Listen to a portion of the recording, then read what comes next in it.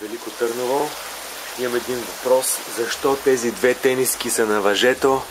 Защото навън вали дъжд и трябва да се бяга във всеки един момент. Дали е кал, няма значение. Само напред. Дени, оправи се бързо, вече изпусна една тренировка. Дени, оправи се бързо. Чакаме те отново, Дени.